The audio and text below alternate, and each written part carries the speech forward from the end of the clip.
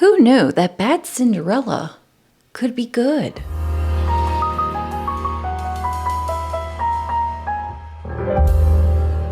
Hello, darlings, and welcome to Performance Perspective, where we talk about different musicals and then we share our perspective.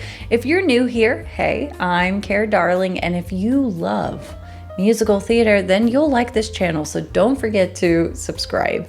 But anyways, let's talk about Bad Cinderella. Almost a month ago, I put a video up that has introduced me to all of you, and my little musical bubble has grown.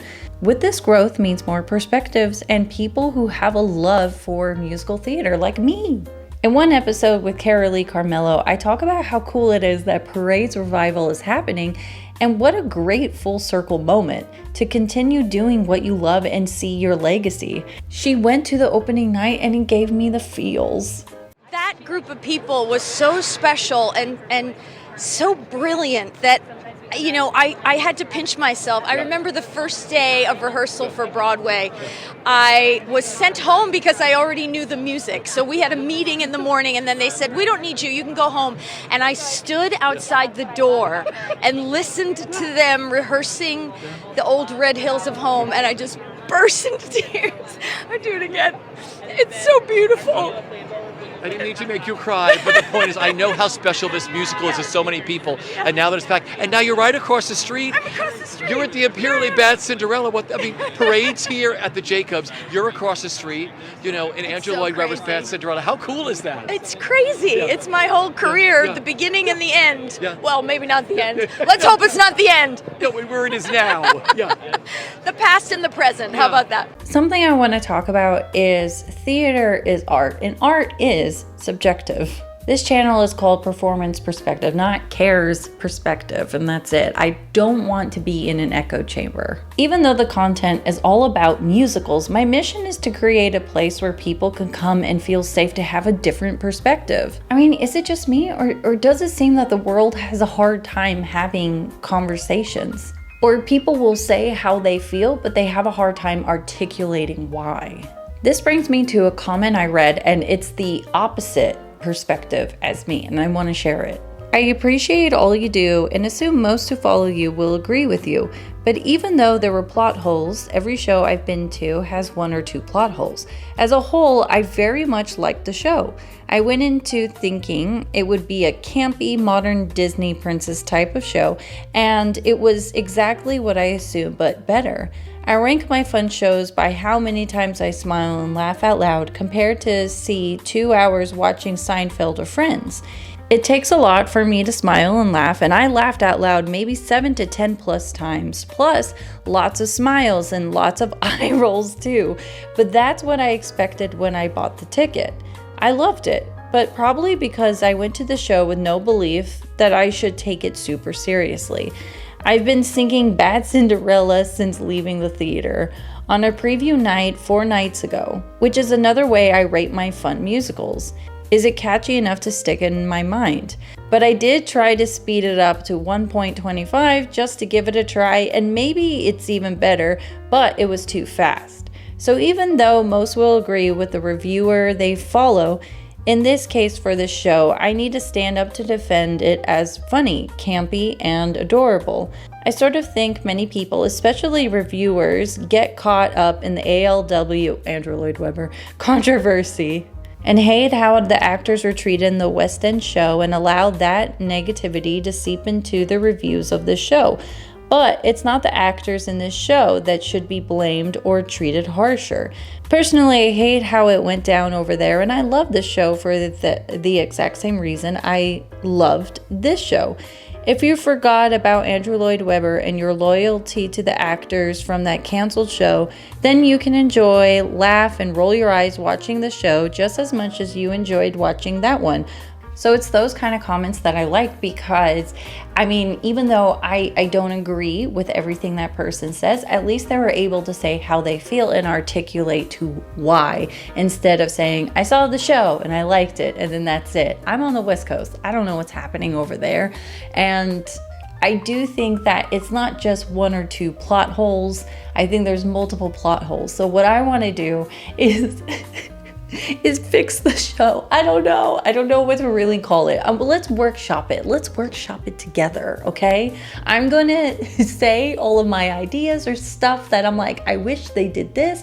And who knows, you probably have better ideas. So go ahead and put it down in the comments, but let's workshop Bad Cinderella, shall we? So first thing first, we need to help them with the marketing. We're not going to call it Bad Cinderella. What they could have done was call it Cinders and stuff and make it a huge point that everyone calls her Cinders. And the only people who call her Cinderella is Prince Sebastian and the godmother, hence enticing or making Cinderella a bit more trusting towards the godmother, right? And she hates that everyone calls her Cinders. I believe you can still have the song Bad Cinderella, because why would she refer to herself as Cinders, right? But yeah, that's just a thought. And with that said, let's have Cinderella be a rebel with a cause, because I do think that my first perception of her is a bit, like, why are you ruining things? Like, what is it? Like, why? Like, everyone just wanted everything to be nice, and then you come and vandalize stuff. You can still be rebellious, but you would cheer on that person. So I think of Ever After, with Drew Barrymore playing Danielle, and she's very rebellious. You see her at a young age wrestling with her bestie, and then even her dressing out of her rank in order to go ahead and save a fellow servant. So there are things that she was doing that was rebellious and, like, go girl, go. But it was done in the way that you want to, like, cheer for her. Yeah. So let's talk about Prince Sebastian. And the town looks at him as, oh, he's not that cute, he's not this.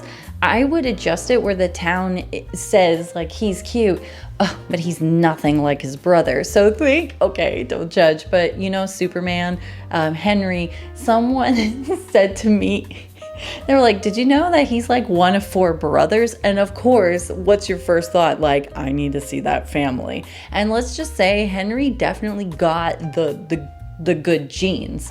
Now, the other brothers, they are attractive, but when they're next to Henry, it's like there's just no comparison. So that's kind of the feeling I would want for Prince Sebastian, where everyone's like, yeah, he's Prince, he's royal, like, he's pretty good. But his older brother, Prince Charming, he's so much better. So it should be more about Sebastian being in the shadows of his brother, and people don't have much expectations of him because he's a spare. Now you're probably wondering, okay, let's make the friendship of Cinderella and Sebastian make sense. Because someone wrote in the comments, and I was like, oh, that's true, is why would the queen allow her son to have a friendship with, like, the town rebel? And this could have been implemented with the queen and the stepmother, where the queen, says to her, like, oh, my son is still hanging out with your Cinders girl, and things like that. And then the stepmother is more like, whoa, that's not my fault. This was before I was in the picture. Now, it could have been that the father was working as I don't know, let's make stuff up, but the father was working as a tutor. And so at a young age, he was tutoring both of the princes, and of course his daughter would come along. And since they're around the same age, they would be studying together and whatever. So you could understand where the friendship started at a young age, and the queen wouldn't necessarily care that he's friends with this girl who is not vandalizing the town at that age, because it's all about the older one. Like, who cares what the younger one does? It could be funny where the queen's like, how was I supposed to know my son was going to disappear? Like, don't put this on me with the stepmother. Or, stay with me here. Maybe it's not even the father that was the tutor. It could have been her mother, which makes their connection even deeper, because he knew her mom and he knew the significance of the necklace that she wears. I want to be a musical theater fairy godmother and just help workshop shows. I want to be the Carrie Fisher of musical theater. But yeah, so as far as the queen, I wanted to kind of give me gypsy vibes, where the mom is like, you'll be great. And she focuses on, I'm June, that character. But then when she disappears and goes off, it's like, you, gypsy, you're a star now. Okay, you know how I mentioned fairy godmother? Let's talk about the godmother. She needs to be either good or evil. I choose evil. And have the ensemble and the town and the queen sprinkle things in conversation and stuff. Ooh, godmother needs to check that nose. Like, even the stepmother, Cinders, even the godmother can't fix what you're giving. Like, so her name's being mentioned before she's introduced. So when Cinderella's like, are you my fairy godmother? She goes, I'm godmother. Like, calm down, lady. And I think it would be more effective as if the godmother has known about Cinderella and says things like, oh, Cinderella, I've been wanting to put my hands on you. I mean, give her a motive where she wants the town to, like, this is great for business. And in a way, Cinderella's kind of like ruining her business here. So it's like, let me fix you up. Something I would adjust is that the godmother does accept money, but Cinderella doesn't have any money.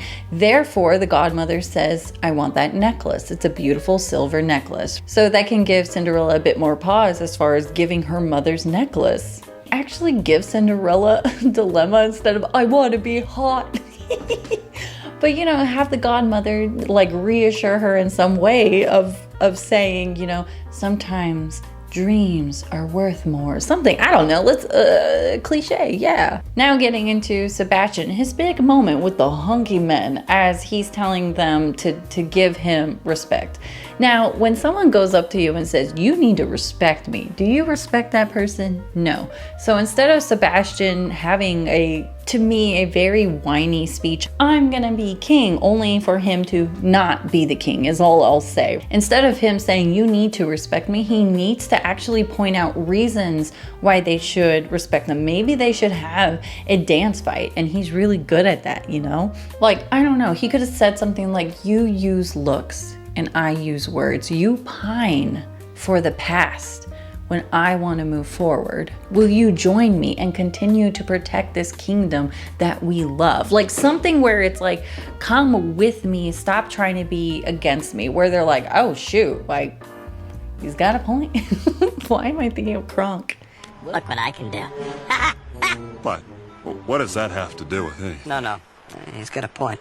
Now, one of the things that always bugged me was how easy it was for Sebastian to get the necklace from the godmother. I might need help with this one, but that to me, it needs, make it make sense. I don't know, there needs to be something satisfying. Like he is able to arrange something with the fairy godmother in order for her to give the necklace to him, right? Like maybe it's, I don't know, like, see, I'm having trouble with this. Maybe he arranges something with the fairy godmother that she wants, and like, I don't know, I just want something satisfying on why she would give the necklace, or like, is she, like, for her to be in trouble, or for, you know, my gosh, my business is going to rot because of like the lack of people that will come in to see me. So Sebastian says like that necklace, and she's like, who cares about this necklace? And then he's like, I will not let you can own the property that you're in if you give me that necklace, something like that. And then I don't know, like she goes back to that line where she goes, sometimes dreams are worth more. Whatever it is. I know it's cliche, but I'm stumped on this one. Any of you have any idea what to do? But then he can have like a cliche line too, where it's like, Cinderella's worth so much more. Anyways, darlings, that's it for today's episode. I know I can keep going and going, but I would love to know your thoughts and how would you like to workshop the show. Now, if you're still here by the end of the video, don't forget to like and subscribe. I mean, we're in it to win it, especially when it comes to musicals. And without further ado, take care, darling.